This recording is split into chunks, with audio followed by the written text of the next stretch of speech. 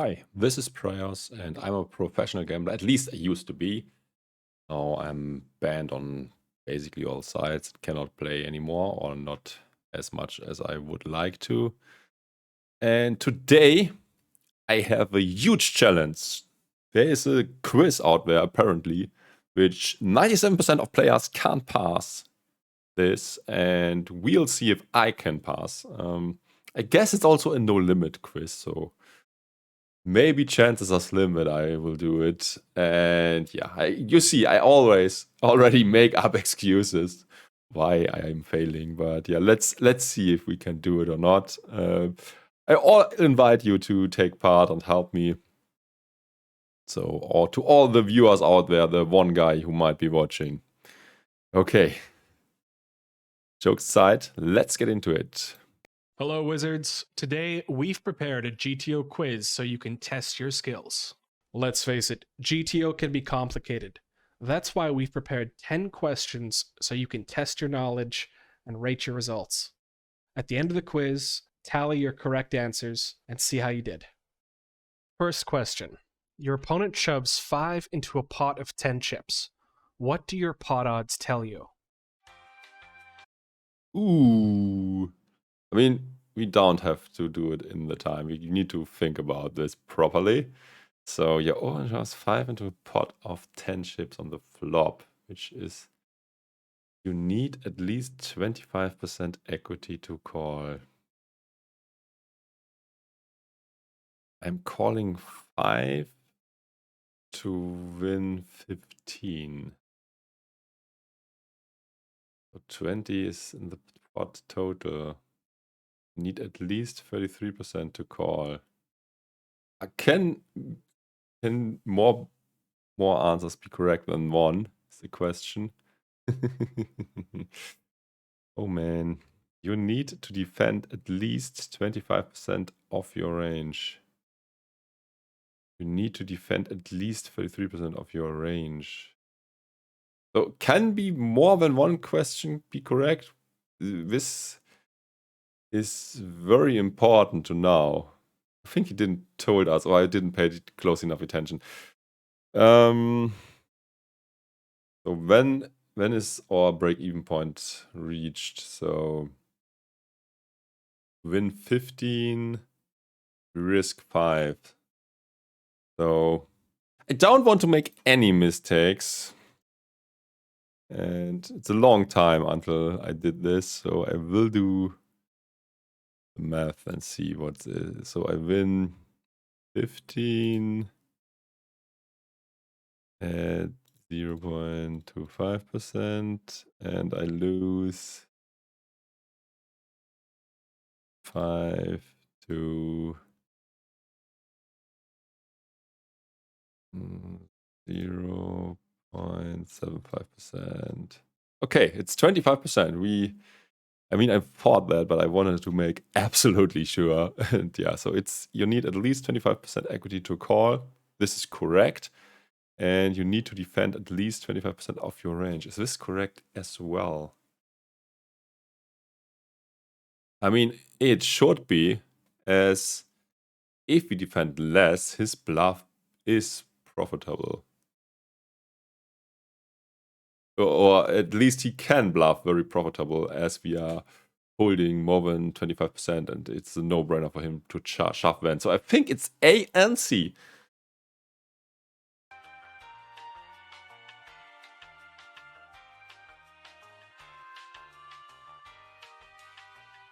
The correct answer is A. You need at least 25% equity to call. What? Why is it not C as well? Because yeah, otherwise you would be exploitable. I think that's a mistake. I will write an angry comment under this, because I think, or is this just about pot odds and the minimum defense frequency is coming later? Because yeah, this is like the minimum defense frequency is C and pot odds is A. So yeah, maybe you can judge it this way. So, but we don't. Do we I mean, the rules of the game were not clear, so... Is this a mistake or not? Let me know, chat. Is anyone in chat who can tell me if I should count this as a mistake or not?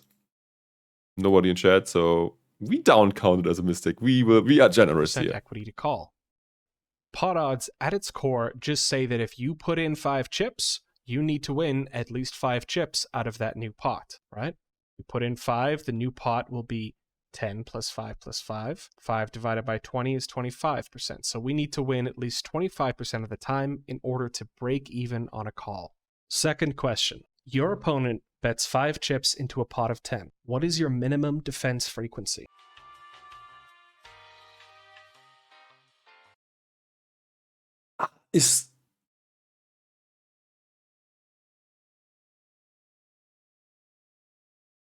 Did I make a mistake about the minimum defense frequency, or is it 25 as well? No, I think I actually made a mistake, so you have to count it as a mistake. Let's think about it. I think it's pretty certain 33%. Because your opponent risks... Oh, no. This is not correct. This is definitely not correct. So he's betting half pot to win 10. Could be 33%. You have to do the math. So he is risking 5 chips to win 10 chips. So he is risking... No, we have to defend way more, right? His risk, we do 67%, I think. Probably it is 66.6666666% and not 67. So he's risking 5 to win 10. So if this, so let's make this, it's working 33%, and it's not working.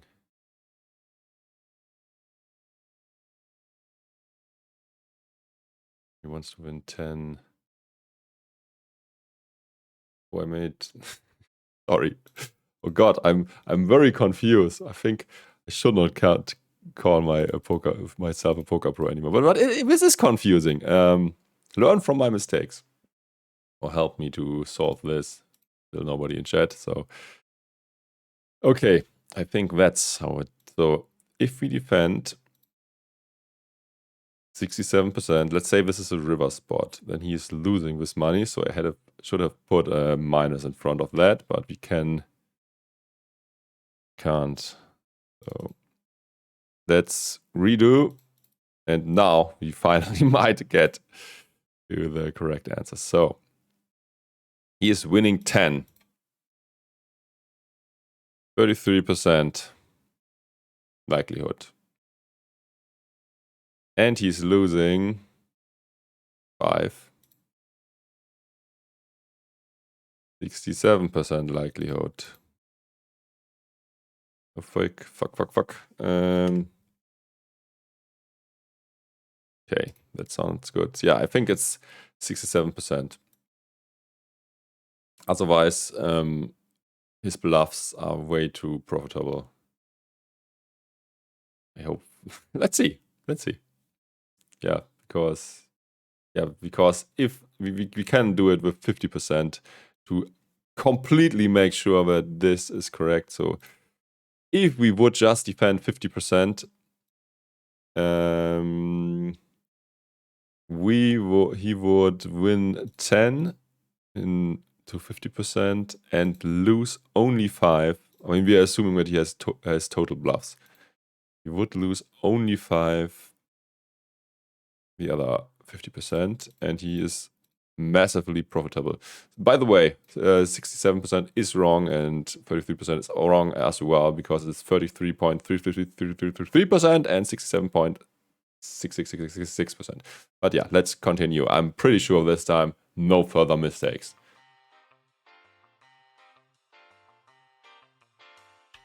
The correct answer is A, 67%.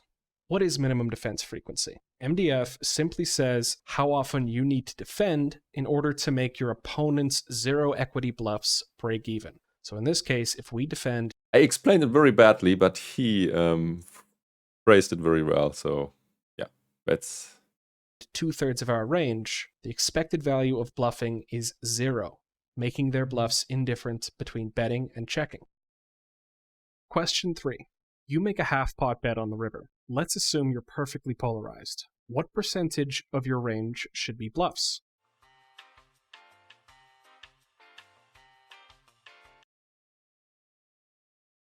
Okay, let's think this through. You bet 5 ships into 10 on the river. How often should you bluff?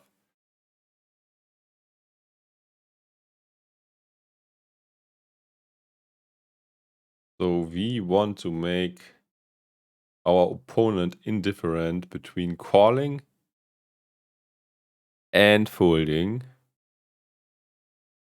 What does this mean? I think it means 33%.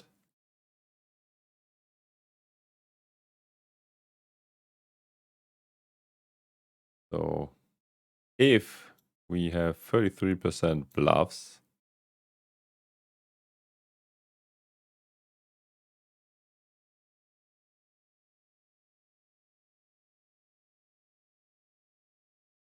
this might be wrong. We should have built an Excel for this, because otherwise we have to type it in again and again. Any help from my better informed viewers? Not yet. You bet 5 ships into 10 on the river. How often should you bluff? I think with the approach I was choosing was correct. So our opponent needs to be indifferent between calling and folding. 0 is definitely wrong.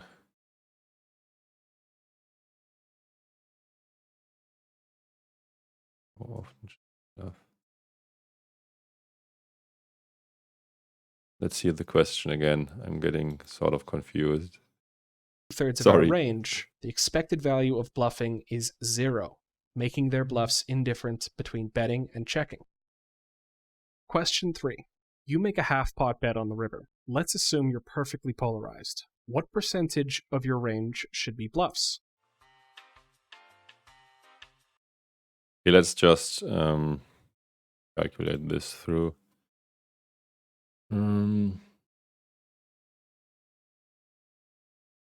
It could be 25% too.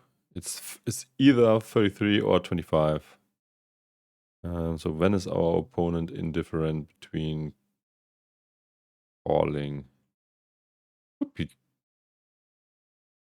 Let's just do the math with 25% first. So he wins 15. He calls.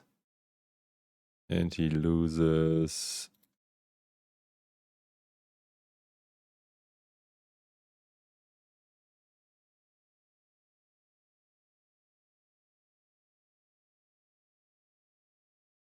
5 in the other case. So yeah, I think it's 25%, because then he is indifferent between calling and folding.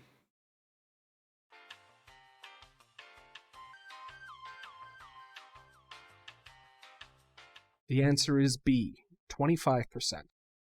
That is to say, 25% of our betting range should be bluffs. This range lays the correct pot odds for a half-pot bet. Bluffing 25% of the time means that they have There's actually a better way to figure this out.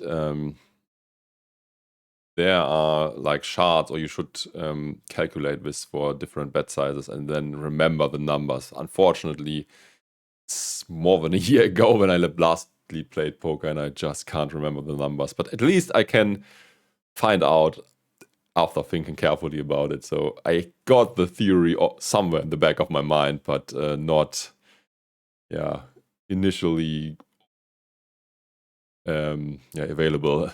Exactly the right pot odds to call, and their bluff catchers are perfectly indifferent between folding and calling. If we were to bluff more often, they could simply always call their bluff catchers, and if we were to bluff less often, they could simply always fold. Well explained, sir. So this range Quite challenging so far. I like it so far. construction is the most efficient. Question 4. You bet 5 to 10 on the river. How often does your opponent need to fold for you to have a break-even bluff?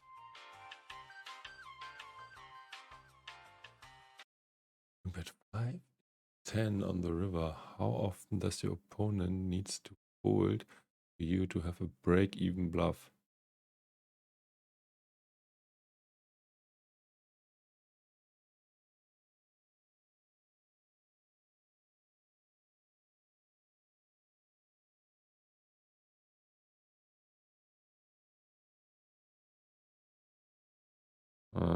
We again will have to use the calculator.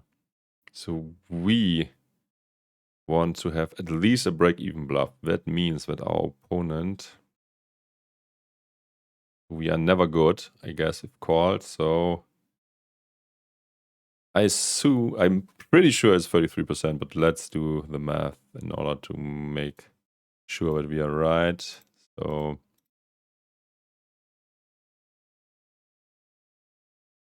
to 33%, we win 10. And again, it's again a mistake because it's 33.33%, I think, not 33. Okay, and we lose 5 to 6%, no, 67%. Yeah, this is due to the rounding mistake. Yeah, this is correct. 33% is the answer. Ship it! The answer is C, 33%. That is to say, if they fold at least a third of their range, you'll break even on a bluff. This quantity is called alpha, and it's simply 1 minus MDF.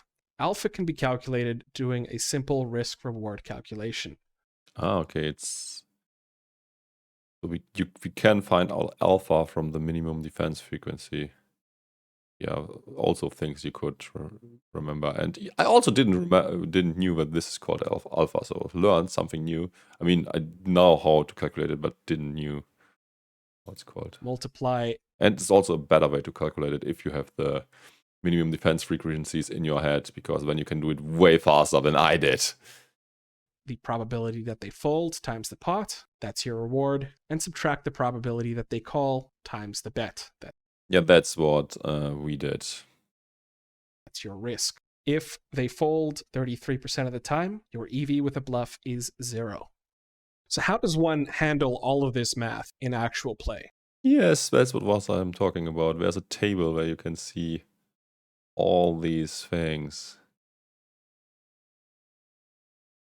Yeah, you should print that out and remember all the figures in here. Which I forgot. Or I mean, I had a general feeling how... I mean, I could most of the time deduct it to like 2 figures, but yeah, I still wasn't sure if it's like 25 or 33, and yeah, you should be more certain if you play professionally. Well, the truth is that once you've worked with these numbers for a while, it just kind of becomes automatic. But in the meantime, you can use a simple bet size chart. So for example, you can take this chart. You know that for a pot size bet, pot odds are 33%, the minimum defense frequency and alpha are 50%, and the value to bluff construction on the river is 2/3 value, 1/3 bluff. Question 5, indifference. What does it mean to be indifferent in poker? That's A. Expected value relative to folding. Your expected value relative to folding is what is this? What does this even mean? I don't understand what B even means. Your expected value relative to folding is 0? What? Don't understand. what this even means. Okay, see, to mix between different strategies. Yeah, that's definitely not what it means. Although it could mean that. This is very confusing, because if you are indifferent, you don't care which action you take, so you could mix between different strategies because you don't care, as the EV for all these actions is the same. So what is he doing? Is this something where you could again choose multiple options? You should make the rules clear. I mean, I want to know if more than one can be correct. I think all 4 are correct, although I don't understand what... I mean, I don't totally understand what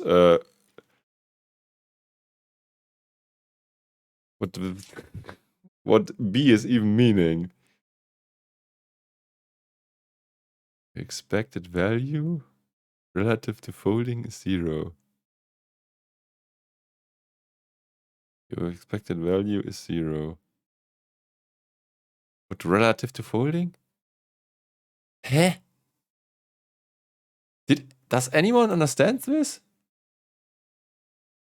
Hello, mate. I recently watched a few of your YouTube videos and found some great value in them. Great. Tune into a live stream. Yeah. Thanks for tuning in. And can you tell me what B means? I'm absolutely not sure. My excuse is that I'm not a native speaker. By the way, check out my other channel if you did not already. A lot of great alpha in there about investing and especially cryptocurrencies at the moment, but I plan to make more videos about it. But let's translate. Let's translate this to German so that I might understand it. Your expected value. Your Erwartung. Yeah, okay. I don't understand the thing in brackets. I guess it means that my expected value for, let's say, calling is the same like for folding. Let's assume that this is the case. If that's true, okay, and do not care about your actions. I mean, okay, A is true, because if the EV is same for all actions, you don't care about your actions. Your expected value relative to folding is 0. I mean, this does not have necessarily needs to be true. Or is it? I think it is.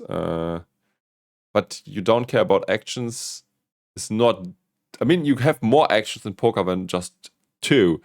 You can raise, call, and fold. So you could be just indifferent between calling and folding. And then you would care about your actions. I mean, you don't care if you do fold or call, but you don't want to raise. If you understand what I mean. Yeah. So you sort of care about your actions if you are indifferent between 2 actions, but not indifferent in 3 actions. I mean, indifference to mix between different strategies. I mean, you could mix between different strategies because you are indifferent. So I mean, I'm very confused. And if I can choose more than one option. Different actions have the same EV is definitely true. So D is definitely not true. It's definitely true. A could be true if it's meant like choose between calling and folding, but if it's for all 3 actions, it's sometimes not true. So I would say A is wrong. B probably is correct. I mean, you don't have to mix between strategies, but you don't care, so you could mix. So what the fuck? This quiz is not... I mean, I'm not okay with this question because it's very unclear how this shit is meant. Fuck my life. Let's see if I get no clue either. I think it's C.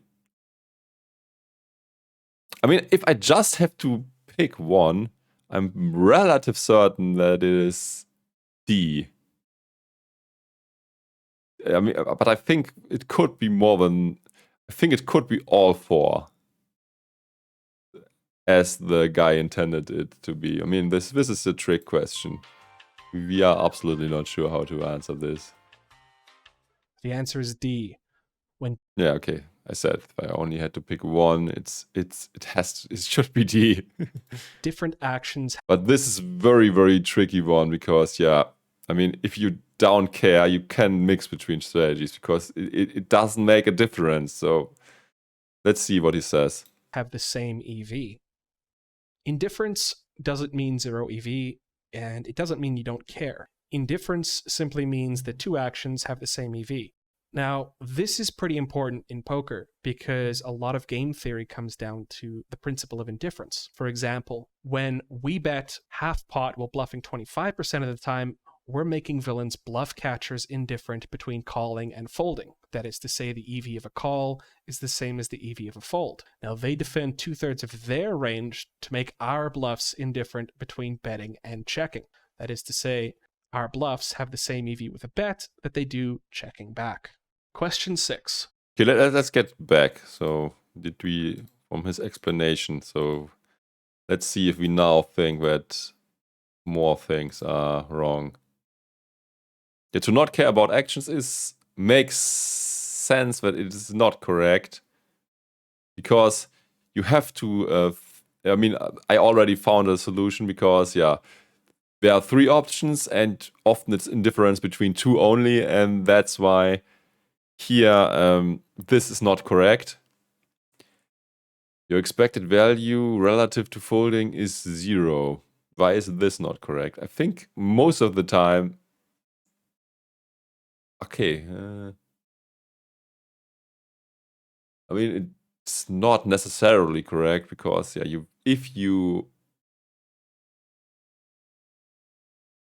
raising and calling has the same EV and folding is the worst option, then the EV not necessarily is 0. Can be higher. So, okay. I mean, this question was very tricky.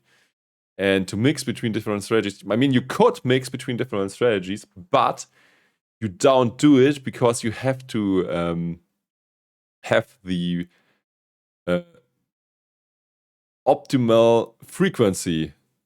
And that's why you don't mix and to call that you have the perfect strategy, so you don't randomly mix. So I guess that's why D is correct. I mean, I also deducted that D is the one where I'm 100% sure that it's correct, and so I would have taken this if it's just one answer. But yeah, this is a really hard quiz. The guy is correct, and yeah, I mean, it sort of makes sense that it's D. So when different actions have the same EV. Now, when we bet half the principal bluff EV of our bluffs indifferent between betting and checking. That is to say, our bluffs. Question 6. Range morphology. How would you describe the difference between these 2 ranges? Oh, range morphology. I never heard this word, by the way.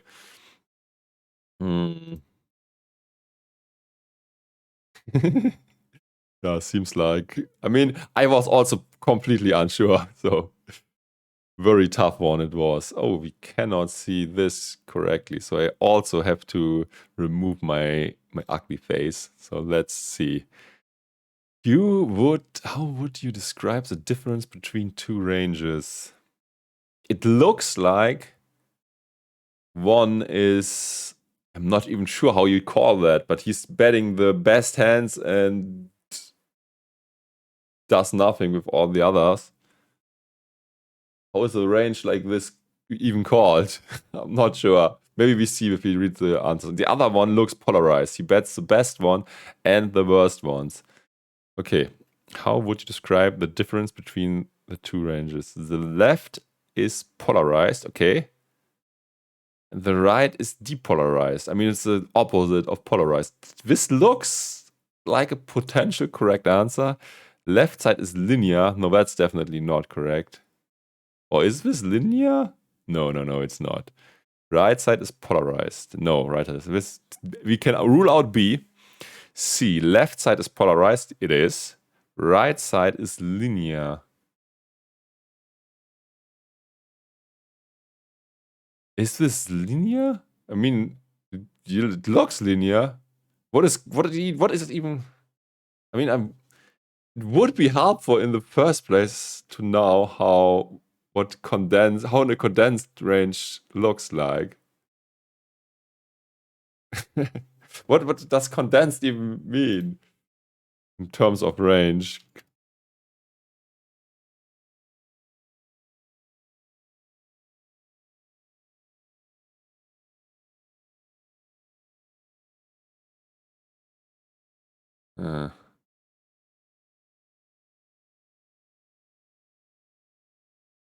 Oof. I mean, we are sure that the left side is polarized. B is also incorrect. Linear. Is linear a word for range? Depolarized. Is depolarized? I never heard the word depolarized, so it's probably not what you call a range. Is it though? Oh man, I think we fail in this one. I think by now we also know that only one is correct.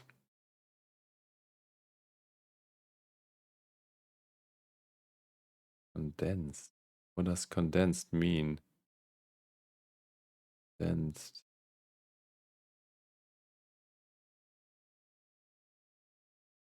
I think it's not condensed. Although I'm not 100% sure what condensed even mean. It would be helpful if it was if he gives me a German translation. I think I to be honest, I put it in a translator, but it might be a mathematical term and translator does not give me the correct meaning. Linear. I mean, it's linear. I mean, it's 0 and then it goes up. Though, I mean, if you look at it, it's like going up like this, getting stronger. Although it's not linear because on the top you have 2 times the same value, so it's not linear. Okay, we have B and C eliminated. It is depolarized. And what does condensed even mean? What? Let's take A, but I'm absolutely unsure. Any other guesses? I mean, let's just see if it's A. I'm not sure if depolarized is even a thing. And how these things are called.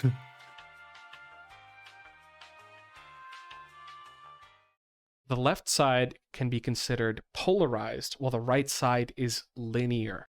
Now, in poker, it's often easier to talk about the overall shape of a range rather than trying to describe each and every combination.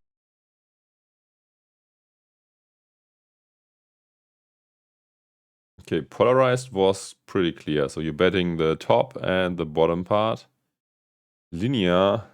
I mean, I thought I was doing this from a mathematical standpoint. That's why I thought that this cannot be called linear. I will show you why. So, if something is linear, let's make up this. So, if something is linear, it looks like this. And it is linear 0.2, then it goes to 0.4 to 0.6, 0.8. So then 1. So until this point it's linear, but then it's not linear anymore because it goes this way. It has to be straight. Then it goes like this because it stays on 1. So this is not linear, I think. So if to be linear, it has to be continual up like it did before. Damn it. Okay. Yeah, that was my reasoning for not calling it linear. And it is also sort of depolarized. I mean, it's the opposite of polarized. So why is this not correct? I mean, maybe that's just not the terminology they use. I have no idea. Because you are just betting the best hands and then nothing. So, but it seems like something like depolarized does not even exist. But I wasn't completely off, but yeah, I failed. So let's say I have 2 mistakes so far. I mean, the first one is also tricky. So let's say I have 1.5 mistakes. Nation. The term polarized denotes a range that consists of very strong value and bluffs. Linear describes a range that's top-down value to medium strength hands without bluffs. A condensed range, or sometimes a depolarized range, consists of mostly middling hands without many weak hands or many strong hands. A merged range describes something that's somewhere between polar and linear, consisting of very strong hands, very weak hands, and a few middling strength hands as well. Question 7. How do solvers calculate GTO? Okay, we should be able to answer this. And we have a better chance of picking the correct answer just because of pure luck, because the number of potential answers is smaller here. How do solvers calculate it? Each player calculates the highest EV action with every hand. The resulting strategy is at Nash equilibrium. Players take turns exploiting each other until they reach a equilibrium. Isn't it an equilibrium? Like, okay, solvers calculate pot odds, bluff, value ratios, MDF, alpha, and a variety of other mathematical tools to calculate a balance strategy. I am 99% that it's B.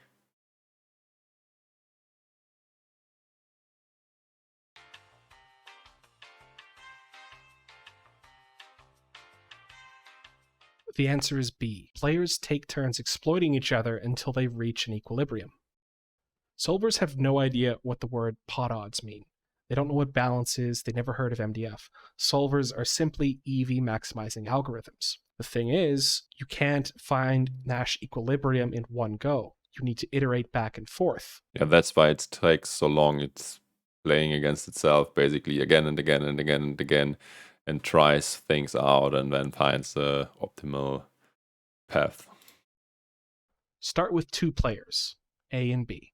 Fix player A's. Okay, we have to get rid of me so that you can read it. Strategy and let player B exploit them. Now fix player B's new strategy and let player A exploit them. Repeat this process back and forth, and the strategy will become less and less exploitable until it reaches an equilibrium. Question 8. How does the GTO strategy gain EV?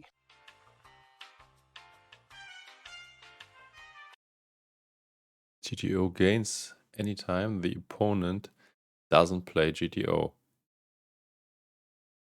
I think this is probably a tricky one again.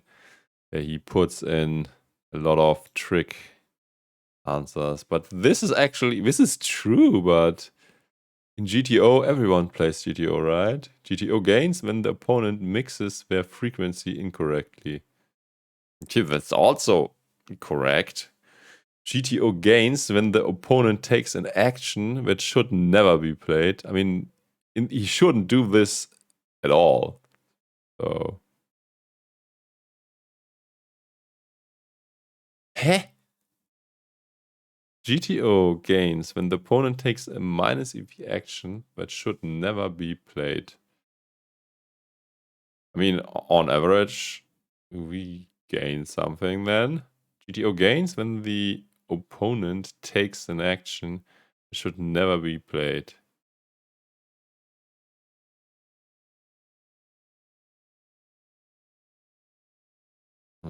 GTO gains when the opponent mixes the frequencies anytime the opponent doesn't play GTO.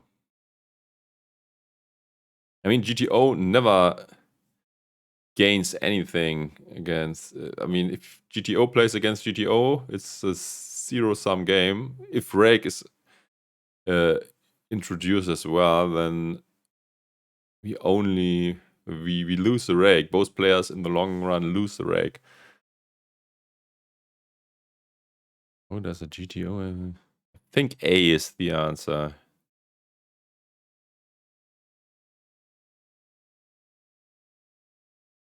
I mean, GTO does not gain always when the opponent mixes their frequencies incorrectly. On average, but not in general, I think. GTO gains when the opponent takes an action that should never be played.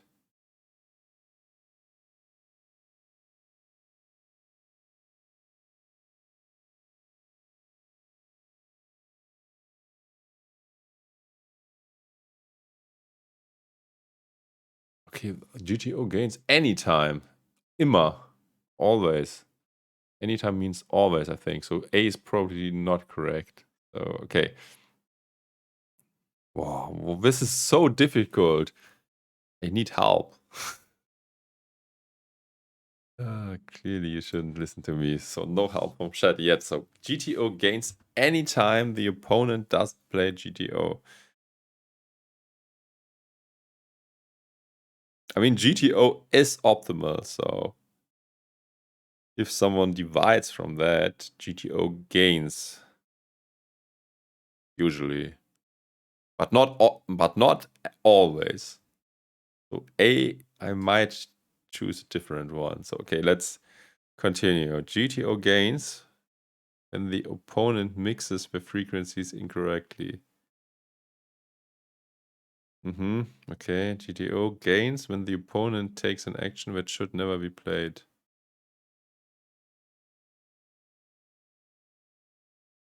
This should always be correct, right? I mean, this strategy is dominated and should never be done. And if someone still does it, this should be very good for GTO. GTO gains and the opponent takes a minus EV action. Should never be played.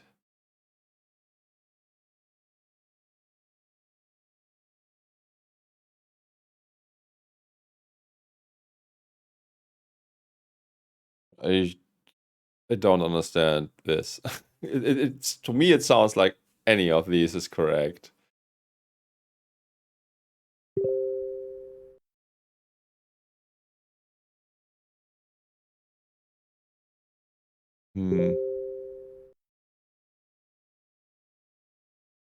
GTO. Sorry for having my messenger still on and you hearing these blinks. GTO gains anytime. I think we need to choose something at random. GTO gains anytime. How does a GTO strategy gain EV? Okay, now I learned something. After reading the question one more time, this is just about EV. So GTO gains anytime the opponent doesn't play GTO. So I'm back to A again. So it's A. Because B, C, and D are just... I mean, is everything correct? GTO gains when the opponent mixes with frequencies incorrectly. GTO should gain there too. GTO gain when the opponent takes an action that should never be played. Yeah. Dominated actions when GTO gains a lot always. GTO gains when the opponent takes a minus EV action that should never be played. Yes. If I can choose multiples, then everything. And if I can only choose one, I go with A. So let's see what happens.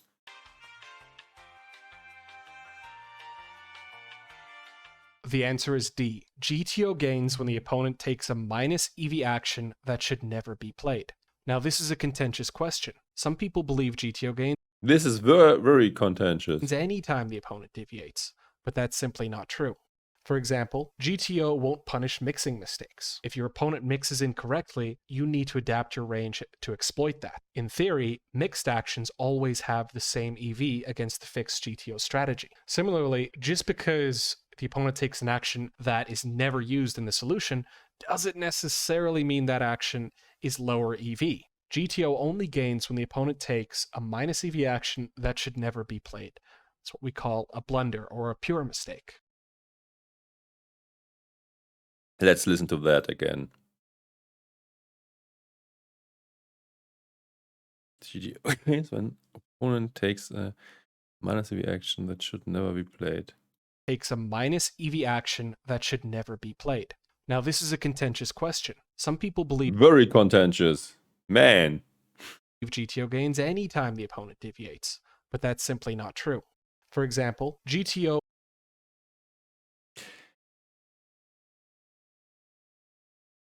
does not anytime when someone deviates. I mean, GTO cannot be exploited, so if someone deviates, he should gain on average.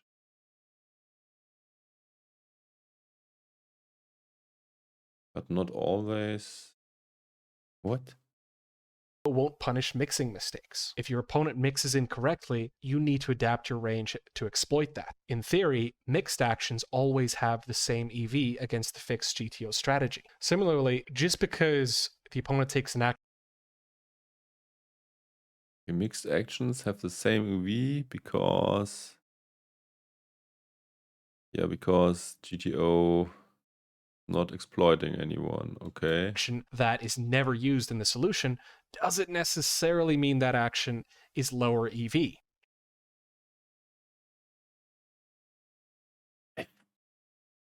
I think it should mean that this action is lower EV. I mean, the solver is never using it, so why should it... I mean...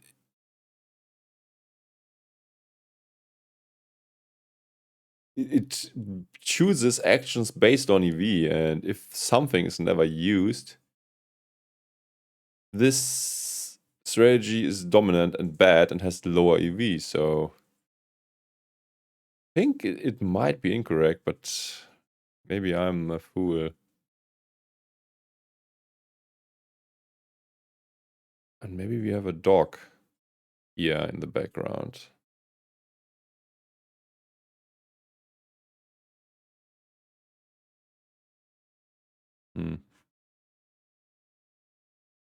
Okay.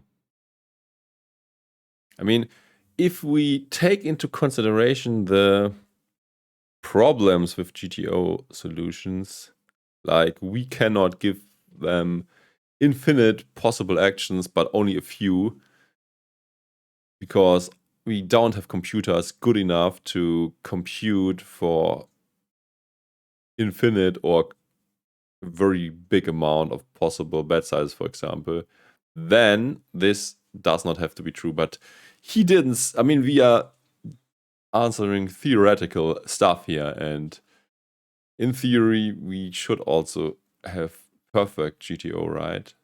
I mean, yeah, I'm not sure. GTO This question was like complete unfair, I feel. only gains when the opponent takes a minus EV action that should never be played. It's what we call a blunder or a pure mistake. Question 9. When is the following statement true? Your ranges strategy affects your hand strategy.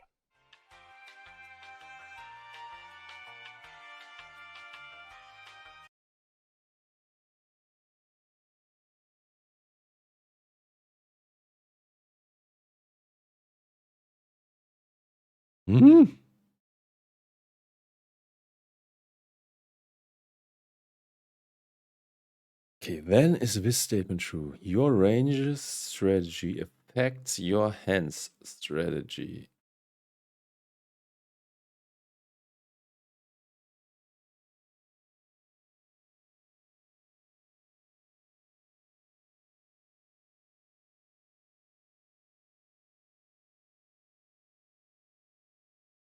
Always true.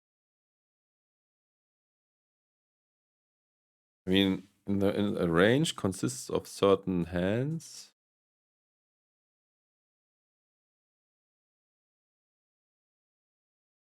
Only true when villain cannot adapt. Why should villain not be able to adapt his strategy? GTO way adapt. It's only true when villain cannot adapt their strategy.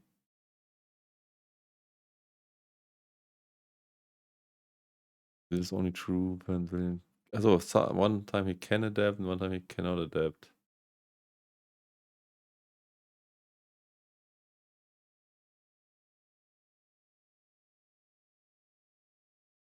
Range strategy affects your strategy. My range affects the performance of my... If you change your strategy, then I'll change mine as well. Play the same way no matter what. Hä? Does this graphic in the background mean something? Let's...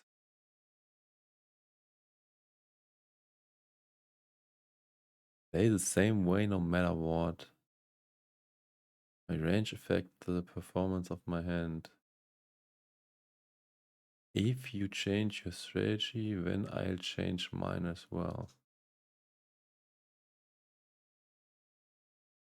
Then is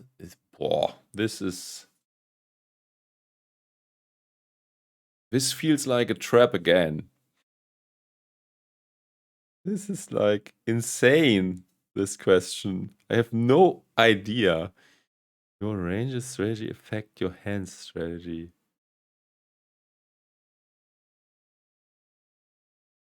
This is never true. This is always true. This is only true when villain can adapt their strategy. Why shouldn't they able to adapt? What does this graphic mean? This is only true when villain cannot adapt their strategy. Okay, your range strategy affects your hand strategy.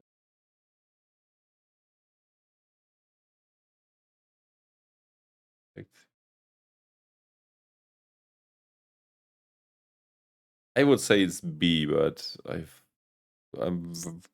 don't know.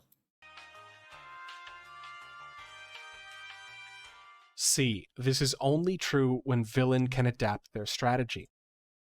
Why the fuck shouldn't he be able to adapt? I mean, that's GTO way.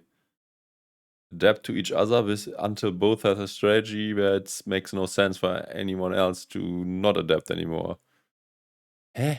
Your hand's EV is a function of your opponent's strategy. If they can adapt, then that means that if you change your range, they can change their strategy, which changes our hand's EV as a consequence. If your opponent is unable or unwilling to change their strategy, for example, playing against a fixed GTO bot, then changing our range has no impact on our individual hand's EV. We can simply maximize each hand in a vacuum against that fixed strategy. This is why a bot doesn't punish mixing mistakes. Those kind of mistakes can only be punished by adapting your strategy, which a fixed bot won't do.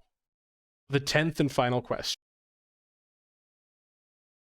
I'm very confused.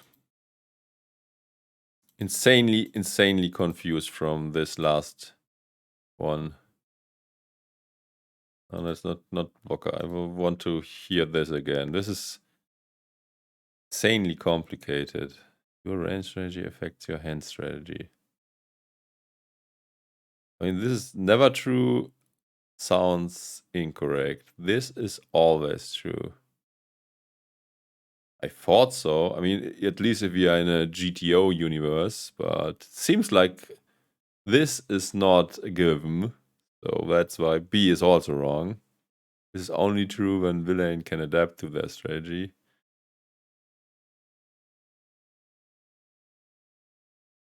Yeah, good, if villain always does the same, changing our range doesn't do anything. So if he holds always, for example, with a certain hand, and if we... It doesn't matter which hand we have.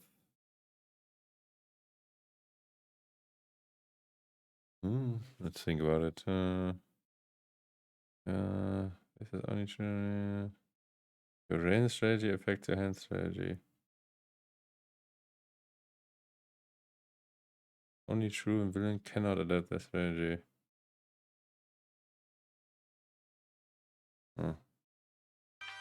whatever. C. This is only true when villain can adapt their strategy.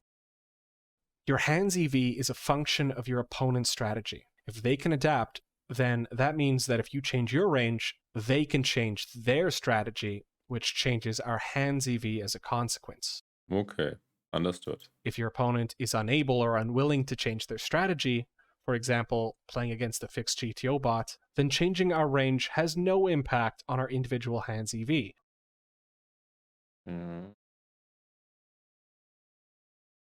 We can simply maximize each hand in a vacuum against that fixed strategy. This is why a bot doesn't punish mixing mistakes. Those kind of mistakes can only be punished by adapting your strategy, which a fixed bot won't do. Okay. The 10th and final question.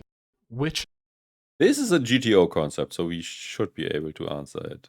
of the following statements about blockers is false?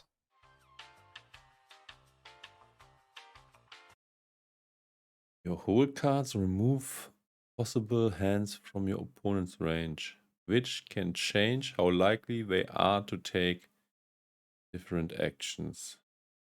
This sounds correct. Okay, next one.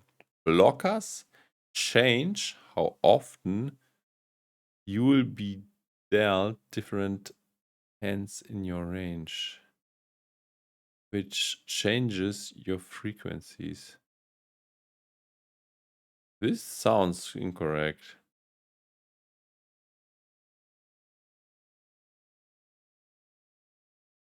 I mean, where is the blocker? Eh? Blockers change the probability of different runouts, which alter the EV of your hand. Your blockers are the same regardless of whether you have the exact hand 10% or 100% of the time. What?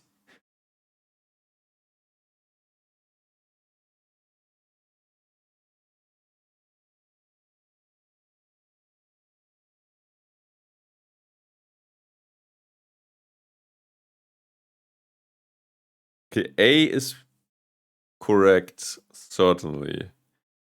Blockers change how often you will be dealt different hands in your range, which changes your frequencies. So I guess you see a card on the board, like an ace, that makes it less likely that I got ace, for example, because there's one ace on the board. There are only 3 aces left to make aces in my hand.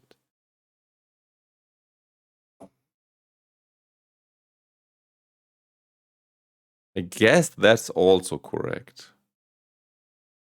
Blockers change the probability of different runouts.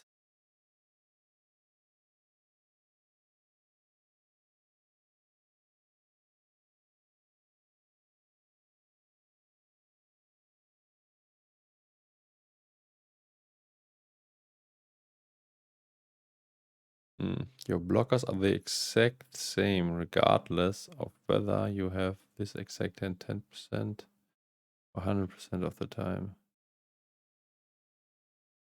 D sounds wrong, but let's see.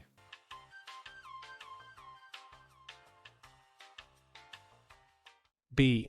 Blockers change how often you'll be dealt different hands in your range, which changes your frequencies, is simply not correct. Your blockers are the same regardless of whether you have this exact hand 100% or 10% of the time. Yeah. I mean, what? Correct. Think about the way blockers work. You're using your hole cards to gain information about your opponent's range. So blockers are only my hole cards, and blockers not considered cards on the board. Okay. Blockers don't interact with your own range. You can't block your own range. Blockers don't interact with your own range.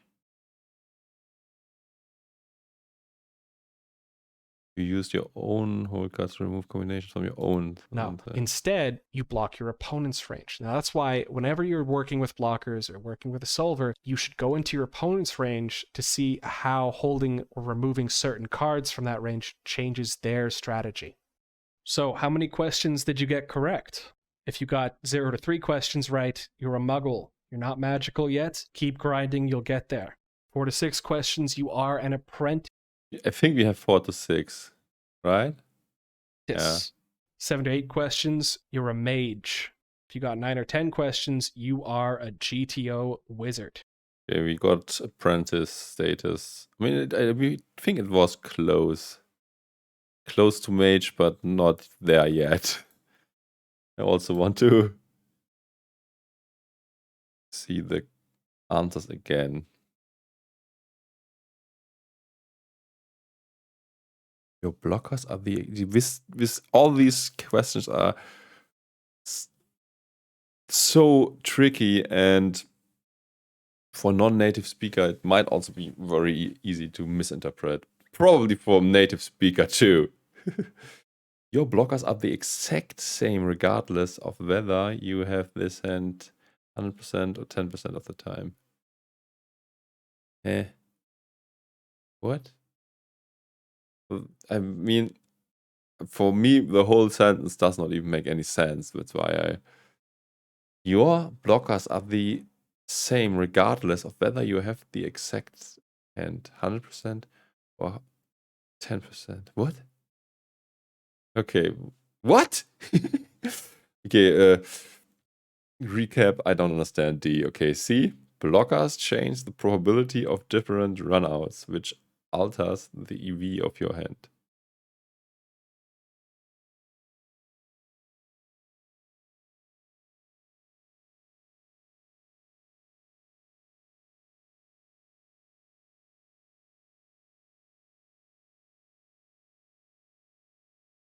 Blockers change the probability of different runouts, which alters the EV of your hand. Okay, blockers change the probability of runouts. Yeah, that's correct. And that's changing the EV of your hand. Okay, accepted as correct. Your whole cards remove possible. I mean, we already said this. That this has to be correct. Okay, B is the false one. Blockers change how often you'll be dealt different hands in your range, which changes your frequencies.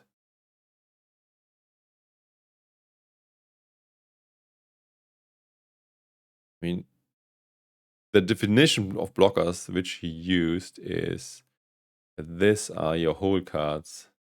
And what should block your whole cards and change your frequencies? I mean, there could be something like a burn card that the dealer accidentally shows, and this would change stuff.